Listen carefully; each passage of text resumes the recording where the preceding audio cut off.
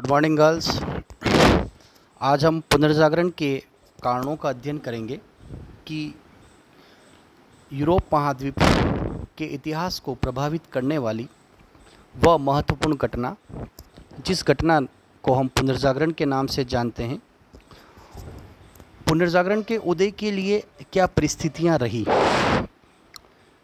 या वे कौन सी घटनाएं घटित हुई जिनकी वजह से यूरोप महाद्वीप में पुनर्जागरण का उदय हुआ और उस पुनर्जागरण के साथ ही उसका प्रभाव जो था वह संपूर्ण विश्व के इतिहास पर पड़ा। प्रभावों से पहले हम उन परिस्थितियों के बारे में थोड़ी चर्चा करेंगे जो पुनर्जागरण के उदय के लिए जिम्मेदार थी। पहली बात तो ये कि पुनर्जागरण किसी एक व्यक्ति, एक स्थान या एक घटना या एक विचारधारा या एक आंदोलन के द्वारा संभव नहीं थी। उसके उदय और विकास के लिए बहुत सारे व्यक्तियों या बहुत सारी घटनाओं की सामूहिक जिम्मेदारी थी, जिसका प्रभाव ये रहा कि धीरे धीरे यूरोप में अंधकार युग समाप्त हुआ और एक नए युग की शुरुआत हुई। जैसा कि हम जानते हैं, पुनर्जागरण का अर्थ ही यही है, नए युग की शुरुआत, नई विचारधाराओं का प्रभाव, नई विचारधाराओं से जो परिवर्तन आए मानवीय समुदाय पर। यहाँ हम मानवीय समुदाय की बात करते हैं, न कि भारत की बात करेंगे या विश्व की बात करें, संपूर्ण मानवीय समुदाय पर जो प्रभाव पड़ा, क्योंकि इसके उदय और विकास में जिनका सामूहिक योगदान रहा, जैसे सामूहिक ज्ञान, विभिन्न देशों की वे परिस्थितियाँ जो पुनर्जागरण के उदय के लिए जिम्मेदार थी। सबसे पहले हम बात करते हैं धर्मयुद्ध क्रूसेड की। यह महत्वपूर्ण कारण था, जैसा कि हमने पिछले लेक्चर्स में भी पढ़ा था कि धर्मयुद्धों की वजह से यूरोप निवासी और रोमन साम्राज्य पहली बार, जिसे हम बाइजेंटाइन साम्राज्य के नाम से जानते थे, वे पूर्वी अरब, मंगोलों और भारतीय सभ्यता संस्कृति में आए। युद्ध के साथ जो कवि, शिक्षक, लेखक, चिकित्सक, व्यापारी और अन्य वर्गों के व्यक्ति जब वे यूरोपीय देशों में आए और उन्होंने धीरे धीरे अपने पास जो उपलब्ध ज्ञान था, संसाधन था, उसका प्रचार यूरोपीय देशों में किया, जिसकी वजह से यूरोप के निवासी जो थे वे सर्वाधिक उससे प्रभावित हुए। 100 वर्षों तक चलने वाले युद्ध का प्रभाव यह पड़ा कि उपलब्ध ज्ञान और संसाधनों का उपयोग यूरोप निवासियों ने किया और वे उस ज्ञान, सभ्यता और संस्कृति से संपर्क में आए और उन्होंने अपने आप को उससे कम माना, अर्थात पिछड़ा माना, और वे चाहते थे कि हम बदलाव करें। तो विचारधाराओं का जो प्रचार प्रसार हुआ, उसके लिए अगर मुख्य कारण कहा जाए तो वह धर्मयुद्ध था, जो तुर्क और अरबों के द्वारा, सेल्जई तुर्क अरबों के द्वारा यूरोप महाद्वीप के प्रवेश द्वार कस्तूनिया पर तुर्कों के अधिकार से प्रारंभ हुआ, जिसे हम धर्मयुद्ध के नाम से जानते हैं। क्योंकि पूर्वी देश जो थे वे तर्क शक्ति, प्रयोग शक्ति और वैज्ञानिक खोजों के बारे में पर्याप्त जानकारी रखते थे। तुर्कों ने अपनी जो सामाजिक और आर्थिक व्यवस्था जो स्थापित की थी, वो एक नए समृद्ध सभ्यता के नाम से जानी जाती थी। तुर्कों की सभ्यता, अरबों की सभ्यता, भारतीय देशों की सभ्यताएं जो थी, वे अलग अलग तरीके से उन घटनाओं ने, उन विचारधाराओं ने यूरोप के निवासियों को प्रभावित किया। तो धर्मयुद्ध के परिणाम स्वरूप यूरोप में जो नवीन विचारधारा, नवीन ज्ञान या नवीन सभ्यता संस्कृति का जो प्रभाव पड़ा, जो नवीन विचारधाराओं का प्रभाव जो पड़ा, वह पुनर्जागरण के उदय के लिए महत्वपूर्ण था। क्योंकि रोमन साम्राज्य जो था, जो राजनीतिक, धार्मिक और आर्थिक आदेशों के द्वारा पूरे यूरोप के ईसाई धर्म को मानने वाले देशों पर साम्राज्य किया करता था, वह धीरे धीरे कमज़ोर हो रहा था। क्यों? क्योंकि इस युद्ध में, धर्मयुद्ध में तुर्कों की विजय हुई। इसकी चर्चा हम बाद में करेंगे, पर पहले अभी ये जानना आवश्यक है कि धर्मयुद्ध ही मुख्य कारण था जिसकी वजह से यूरोप में पुनर्जागरण प्रारंभ हुआ। नंबर 2, अरब और मंगोलों का प्रभाव। जैसा कि हम जानते हैं, पूरे विश्व के इतिहास को एशियाई देश की एक जाति मंगोलों ने सर्वाधिक प्रभावित किया। क्यों? क्योंकि पहली बार, जैसे हमने मार्क पोलो की बात की, मार्क पोलो इटली के वेनिस का निवासी था। वह व्यापारिक संपर्क के द्वारा पहली बार मंगोल शासक कुबलई खान के संपर्क में आया और उसने एशिया महाद्वीप की समृद्धि, अर्थात आर्थिक समृद्धि, सांस्कृतिक समृद्धि, धार्मिक समृद्धि का प्रचार प्रसार यूरोपीय देशों में किया। ऐसा नहीं था कि धर्मयुद्ध से पहले यूरोप निवासी जो थे, इटली के जो निवासी जो थे, वे अरब और मंगोलों के संपर्क में नहीं थे, वे थे, परंतु उनका मुख्य उद्देश्य था केवल व्यापार के द्वारा अपनी आर्थिक सभ्यता संस्कृति को, अपनी संपन्नता को स्थापित किया जाए। परंतु अगर हम पुनर्जागरण की बात करते हैं तो अरब और मंगोलों का जो प्रभाव रहा, उसमें यूरोप के पुनर्जागरण में अरब और मंगोलों का महत्वपूर्ण योगदान रहा। क्यों? क्योंकि यूरोप के जो बहुत से क्षेत्र थे, स्पेन, सिसिली, सार्डिनिया, इटली आदि जगहों पर बस अरब व्यापारियों के बस जाने से यूरोप की बहुत सी चीज़ें सीखने को मिली। अरब लोग स्वतंत्र विचारधारा के समर्थक थे। वे 13वीं शताब्दी से ही कबूली खाई के एक विशाल मंगोल साम्राज्य को स्थापित करने के बाद से उनका उद्देश्य था कि वे यूरोप में एक नए परिचित साम्राज्य को स्थापित करें, जिसका प्रभाव था कि एशियाई देशों के साथ यूरोपीय देशों में भी अरब और मंगोलों के साम्राज्य को स्थापित किया जाए, जिसकी शुरुआत 13वीं शताब्दी में हुई। जैसे कि हमने मार्क पोलो की बात की, तो यूरोप के कुछ देश, स्पेन, सिसिली, इटली, सार्डिनिया, ये पुनर्जागरण काल के पहले से ही अरब और मंगोलों की सभ्यता संस्कृति के संपर्क में थे, और वो ये जानते थे कि उनकी सभ्यता संस्कृति जो है, अर्थात अरब और मंगोलों की जो सभ्यता संस्कृति है, वे यूरोप में निवास करने वाले देश और वहाँ की सभ्यता संस्कृति से ज़्यादा श्रेष्ठ और संपन्न है। हमें उनका अनुसरण करना है। अनुसरण करने की जो शुरुआत हुई वो धर्म युद्धों से हुई। क्या कारण रहा कि तुर्क, अरब और मंगोलों ने धर्म युद्ध किया? उनका उद्देश्य क्या था? उनका उद्देश्य था कि वे यूरोप में भी एक समान सामाजिक, आर्थिक और राजनीतिक व्यवस्थाओं को स्थापित करना चाहते थे। अर्थात पुनर्जागरण में अरब और मंगोलों का महत्वपूर्ण प्रभाव इसलिए भी रहा क्योंकि ये पहले से ही उनके संपर्क में थे।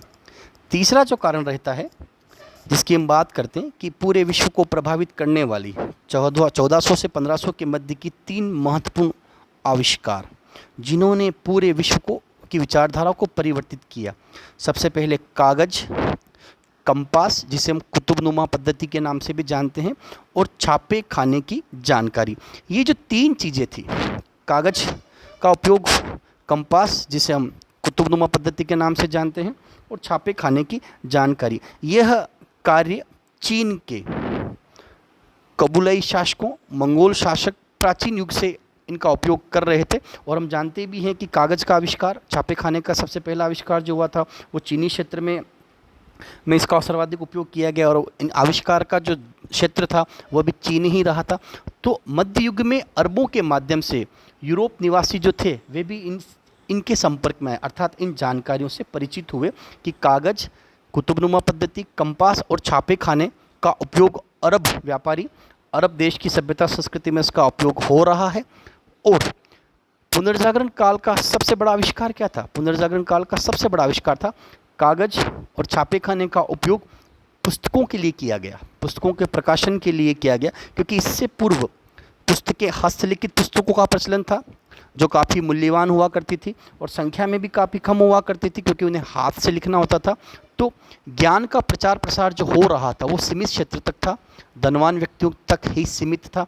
परंतु अरबों की, मंगोलों की कागज, कंपास और छापे खाने की जानकारी यूरोप निवासियों को प्राप्त हुई, और इससे जनता में ज्ञान का प्रसार हुआ, विज्ञान और तकनीकी के ज्ञान का प्रसार हुआ, लोगों में लिखने और पढ़ने की प्रवृत्ति की शुरुआत हुई। और ये एक पुनर्जागरण का प्रभाव भी कहा गया था कि पुनर्जागरण का सर्वाधिक प्रभाव जो पड़ा वो यूरोप देशों के साहित्य पर पड़ा। जैसा कि हमने लास्ट लेक्चर में पढ़ा था कि इतालवी साहित्य, जर्मनिक साहित्य, अंग्रेजी साहित्य, लैटिन साहित्य, फ्रेंच भाषाओं का विकास जो हुआ वो पुनर्जागरण काल के बाद यूरोपीय देशों में हुआ। अगर हम बात करते हैं कि आज के समय में यूरोप महाद्वीप में प्रचलित जो आधुनिक भाषाएं हैं, लैटिन, फ्रेंच, जर्मनिक, स्पेनिश, इन सभी भाषाओं का विकास जो हुआ है वो पुनर्जागरण काल के बाद हुआ। क्यों? क्योंकि ये लोग अरबों की कागज़, कंपास और छापे खाने की के उपयोग की जानकारी के संपर्क में आए, और माध्यम क्या था?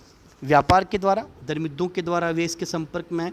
तो ये एक बहुत बड़ा कारण रहा था कि कागज़, कंपास और छापे खाने के द्वारा परिवर्तन को लाया जाए। जैसा कि हम जानते हैं कि किसी भी सभ्यता संस्कृति के अंदर जो परिवर्तन हुआ है उसमें साहित्य का क्या योगदान रहा, पुस्तकों का क्या योगदान रहा। तो यहाँ हम साहित्य की बात पुस्तकों से भी कर सकते हैं, परंतु इसके साथ भाषाओं का विकास, अर्थात क्षेत्रीय भाषाओं का विकास, देशज भाषाओं का विकास जो हुआ है, चाहे हम राष्ट्रीय आंदोलन की बात करें या यूरोपीय देशों में होने वाली बहुत महत्वपूर्ण नेशनल मूवमेंट्स या स्वतंत्रता आंदोलनों की अगर हम बात करते हैं, यूरोप देशों के, अमेरिकी स्वतंत्रता संग्राम की बात की जाए, फ्रांस की राज्य क्रांति की बात की जाए, स्पेन का एकीकरण की बात की जाए या इटली का एकीकरण की बात की जाए, उसमें साहित्यों का अपना बहुत बड़ा योगदान था। बुद्धिजीवी वर्ग, साहित्यकार, दार्शनिक, इन लोगों ने कागज और छापे खाने का सर्वाधिक सही उपयोग जो किया वो पुनर्जागरण काल में किया गया। उसके बाद कंपास का उपयोग उनके द्वारा दिशाओं की जानकारी के लिए किया गया, और हम जानते हैं कि समुद्र में दिशाओं की जानकारी का पता लगने के बाद ही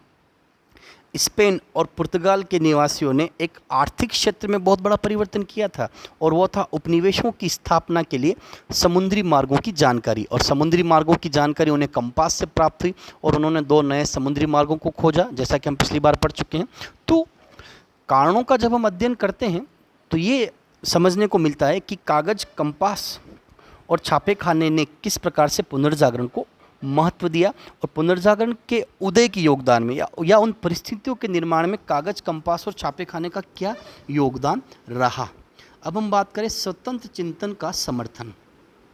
यहाँ यह जानना आवश्यक है कि अरब निवासी जो थे वे यूनान के दार्शनिक प्लेटो और अरस्तु की विचारधाराओं से प्रभावित थे, और उनका मानना ये था कि स्वतंत्र विचारधाराओं से ही साम्राज्य और शासन शक्तिशाली बनता है। तो अरबों के संपर्क में आने के बाद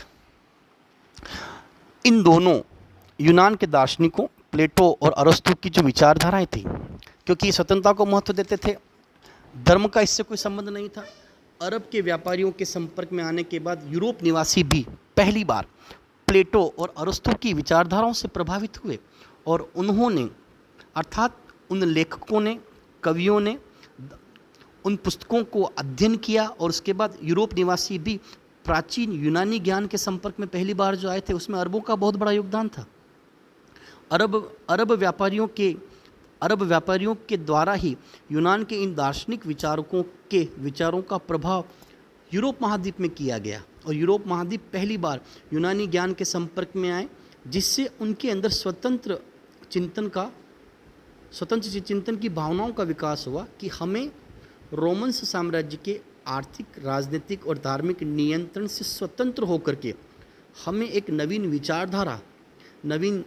विचारधारा या नवीन प्रकार की गतिविधियों को हमें अपनाना है, और स्वयं का विकास करना है। स्वयं के पास जो उपलब्ध ज्ञान है उसको परिष्कृत करना है, उसका शुद्ध रूप में लाना है, उसे पुनर्जागरण करना है। ये तभी हो सकता है जब हमारे अंदर स्वतंत्र विचारधाराओं का प्रचार प्रसार होगा। तो उस स्वतंत्र विचारधाराओं के या स्वतंत्र चिंतन में यूनान के प्लेटो और अरस्तु का सर्वाधिक प्रभाव रहा, और यह ज्ञान उन्हें अरबों से प्राप्त हुआ। ये भी बहुत बड़ा कारण रहा था कि पुनर्जागरण हमें क्या दर्शाता है। पुनर्जागरण हमें दर्शाता है स्वतंत्र चिंतन, राजनीतिक स्वतंत्रता, धार्मिक स्वतंत्रता, आर्थिक स्वतंत्रता, और आर्थिक स्वतंत्रता के साथ ही हमें एक नवीन सभ्यता संस्कृति को स्थापित करना। स्वतंत्र चिंतन का समर्थन ही पुनर्जागरण के कारण को महत्वपूर्ण स्थान बनाता है या धरातलीय आधार को महत्व देता है। चौथा जो कारण था वह था व्यापारिक समृद्धि। यहाँ व्यापारिक समृद्धि का तात्पर्य होता है कि पुनर्जागरण की शुरुआत अगर यूरोप में हुई तो वो इतालवी नगरों या यूँ कहा जा सकता है इटली के नगरों से हुई। क्यों? क्योंकि इटली के जो नगर थे वे 12वीं सदी से ही, 1200 से 1300 के समय से ही एशिया महाद्वीप के व्यापारियों के साथ व्यापार कर रहे थे, और वे नगर जो थे, इटली के जो नगर थे, वेनिस, मिलान और फ्लोरेंस, ये नगर व्यापारिक दृष्टिकोण से समृद्ध थे, और व्यापारिक दृष्टिकोण से समृद्ध होने के बाद धीरे धीरे यूरोप में बढ़ते हुए व्यापार और वाणिज्य से उनकी व्यापारिक समृद्धि बढ़ रही थी। धन संपदा ने पुनर्जागरण की पृष्ठभूमि को तैयार किया। जैसे मध्य युग में धन संपत्ति का संग्रहण केवल सामंत और चर्च के पास ही हुआ करता था, परंतु धीरे धीरे व्यापारिक समृद्धि से धन संग्रह की बात हुई, जिसके परिणाम स्वरूप पुनर्जागरण की पृष्ठभूमि तैयार हुई कि जिज्ञासु वैज्ञानिकों, दार्शनिकों, कलाकारों और साहित्यकारों को जो प्रोत्साहन दिया गया वो पहली बार इतालवी इन नगरों में निवास करने वाले धनवान व्यक्तियों ने दिया। वेनिस, मिलान और फ्लोरेंस नगर की आर्थिक समृद्धि ने पुनर्जागरण की पृष्ठभूमि को तैयार किया, क्योंकि विभिन्न जो परिवर्तन देखे गए उसके लिए धनवान व्यक्तियों का महत्वपूर्ण योगदान रहा, इटली के नगरों के धनवान व्यक्तियों का, और वो था व्यापारिक समृद्धि। क्यों? क्योंकि इटली के जो नगर थे वे समुद्री व्यापार के द्वारा धन संपन्न थे, और वे 12वीं सदी से ही अरब, मंगोल और तुर्कों के साथ समुद्री व्यापार कर रहे थे। आर्थिक संपन्नता ने एक नए द्वार को खोला कि किस तरीके से पुनर्जागरण का जो प्रभाव यूरोपीय देशों पर देखा गया। तो पुनर्जागरण के जो विभिन्न क्षेत्र थे, राजनीतिज्ञ, धार्मिक क्षेत्र, आर्थिक क्षेत्र, कलाकार, साहित्य, चिकित्सक, वैज्ञानिक, दार्शनिक, इनको महत्व कैसे दिया जाए, उनको प्रोत्साहन देने के लिए इन्हीं नगरों के धनवान वर्ग के व्यक्तियों ने प्रोत्साहन दिया, जिससे कि पुनर्जागरण को सफल बनाया जा सके। जैसा कि अपना अगला पॉइंट है, धनी मध्यम वर्ग का उदय। धनी मध्यम वर्ग क्या थे? अर्थात व्यापारियों के वे समूह जो धनवान थे और वे बदलाव चाहते थे। रोमन साम्राज्य की बुराइयों से मुक्ति, राजनीतिक धार्मिक स्वतंत्रता, जैसा कि हमने अभी बात की, स्वतंत्र चिंतन का समर्थन हुआ। वे राजनीतिक, धार्मिक और आर्थिक दृष्टिकोण से स्वतंत्र होना चाहते थे। व्यापार से आर्थिक संपन्नता को प्राप्त करना चाहते थे, और उस आर्थिक संपन्नता का प्रभाव क्या पड़ा कि उन्होंने पुनर्जागरण की पृष्ठभूमि को महत्व दिया। जैसा कि हम देखते हैं कि यूरोप महाद्वीप में पुनर्जागरण के साथ ही एक वाणिज्यवादी विचारधारा का जन्म हुआ, जिसने यूरोप के आर्थिक क्षेत्र को सर्वाधिक प्रभावित किया। शुरुआत उसकी फ्रांस से हुई। फ्रांस, इंग्लैंड, इटली, स्पेन, ये वे देश थे जिन्होंने पुनर्जागरण काल में वाणिज्यवादी विचारधारा को महत्व दिया। वाणिज्यवाद क्या था? राजनीतिक स्वतंत्रता के बाद राष्ट्रीय राज्यों का उदय हुआ। राष्ट्रीय राज्यों के उदय के लिए धन की आवश्यकता हुई, और आर्थिक क्षेत्र में धन की आवश्यकता को पूर्ण करने के लिए जो कार्य किए गए, समुद्र पार व्यापार करना, व्यापारिक कंपनियों की स्थापना करना, सोने चांदी के भंडारण को महत्व देना, बैंकिंग व्यवस्था को महत्व देना, और धन को सुरक्षित रखने के लिए व्यापारिक समूहों को संगठित करना, ये वाणिज्यवाद के मूल उद्देश्य थे। तो मध्यम धनी वर्ग जो था, उसके उदय ने पुनर्जागरण को सफल बनाने में महत्वपूर्ण योगदान दिया, और यह कार्य इटली के नगरों से प्रारंभ हुआ, परंतु धीरे धीरे इसका प्रभाव सभी यूरोपीय देशों पर पड़ा। जैसे पुनर्जागरण की शुरुआत इटली से हुई, वाणिज्यवाद का प्रारंभ इंग्लैंड और फ्रांस से हुआ। इंग्लैंड, उसी के बाद व्यापारिक कंपनियों की स्थापना, फ्रेंच ईस्ट इंडिया कंपनी की स्थापना, ब्रिटिश ईस्ट इंडिया कंपनी की स्थापना, स्पेनिश ईस्ट इंडिया कंपनी की स्थापना, डच ईस्ट इंडिया कंपनी की स्थापना। ये व्यापारिक कंपनी तो थी जिन्होंने उपनिवेशवादी विचारधारा को स्थापित किया। उद्देश्य क्या था? धन को प्राप्त किया जाए और समुद्र पार जाकर के व्यापार करते हुए अपने देश को धनवान बनाया जाए, और नवीनीकरण, नवीन सभ्यता संस्कृति की विशेषताएं थी, उनको यूरोपीय देशों में लाया जाए। तो धनी मध्यम वर्ग का उदय जो था वो पुनर्जागरण के लिए एक आशीर्वाद के रूप में था, जिन्होंने वाणिज्यवाद को महत्व दिया, और पुनर्जागरण के जो विभिन्न क्षेत्र हैं उनको सफल बनने के लिए उन व्यक्तियों को प्रोत्साहित किया। अगला जो कारण था वो था रोमन साम्राज्य का पतन। जैसा कि हम जानते हैं, हमने पहले भी पढ़ा है कि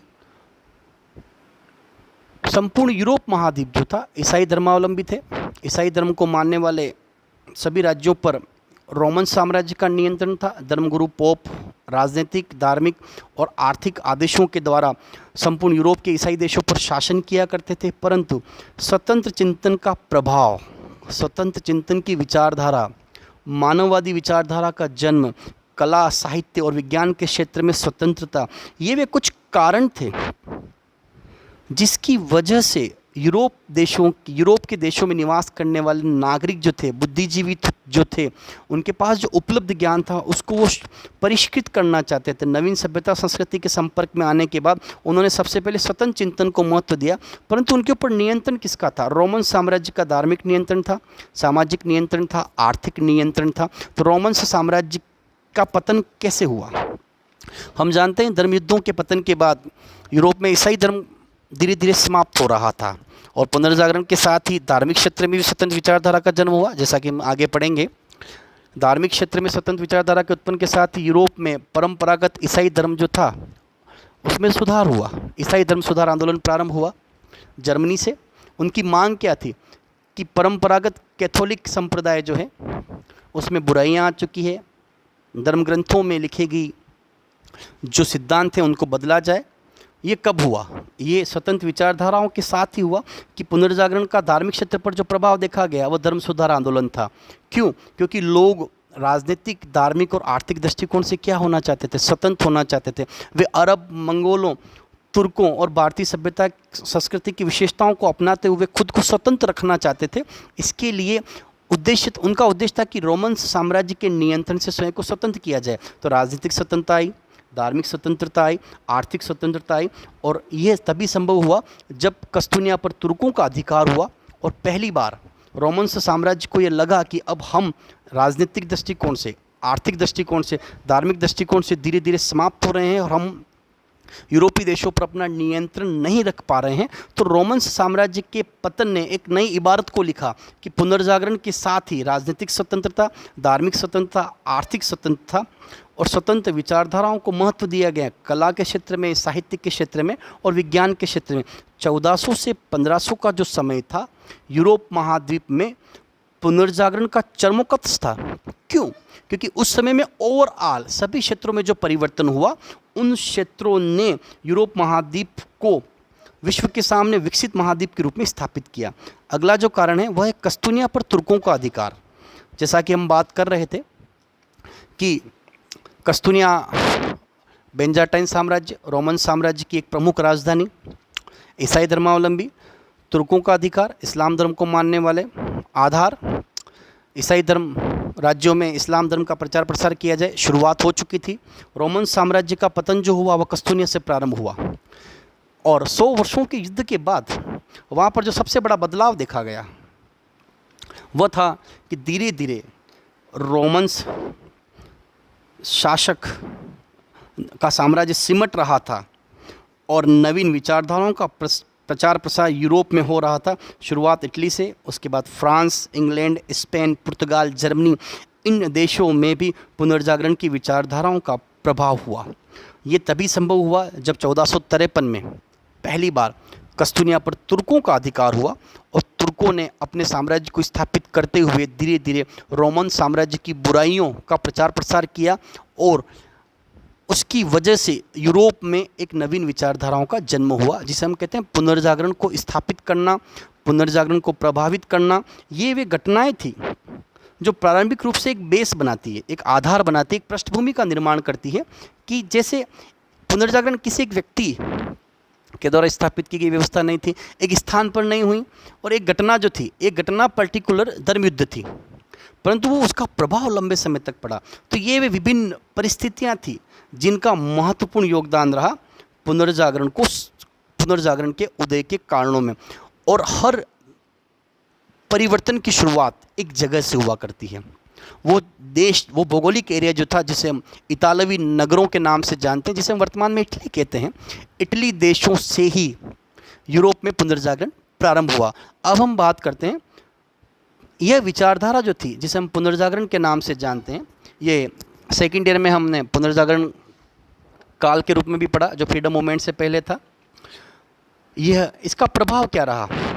किसी भी ऐतिहासिक घटना का प्रभाव जो पड़ता है वो संपूर्ण मानवीय समुदाय पर पड़ता है और मानवीय समुदाय उस आधार पर नवीन जो कार्य करता है और बाद में वे घटनाएं पूरे विश्व को प्रभावित करती है।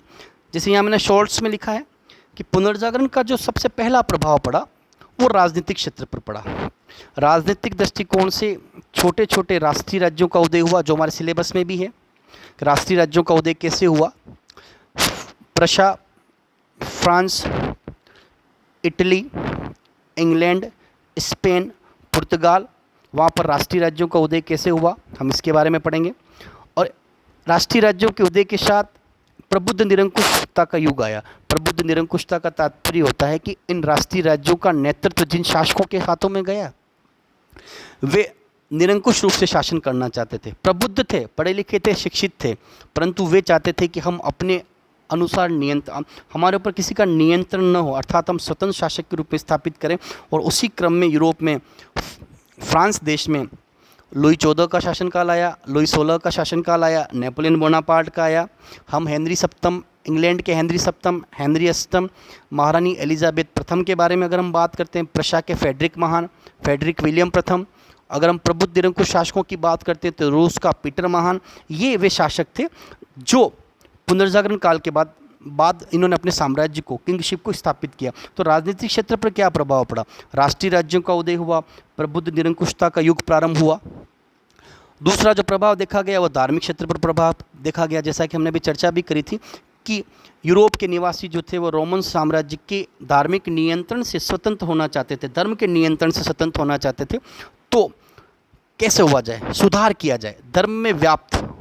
ईसाई धर्म पुनर्जागरण से पहले ईसाई धर्म को स्थापित हुए लगभग 2000 वर्ष हो चुके थे, परंतु परंपरागत व्यवस्थाओं के साथ अभी तक धर्म आंदोलन या धार्मिक क्षेत्र में कोई बदलाव नहीं हुआ था। और पुनर्जागरण के बाद ही यूरोप में सबसे महत्वपूर्ण घटना हुई ईसाई धर्म को लेकर के, और वो थी धर्म सुधार आंदोलन, जिसकी शुरुआत जर्मनी से हुई।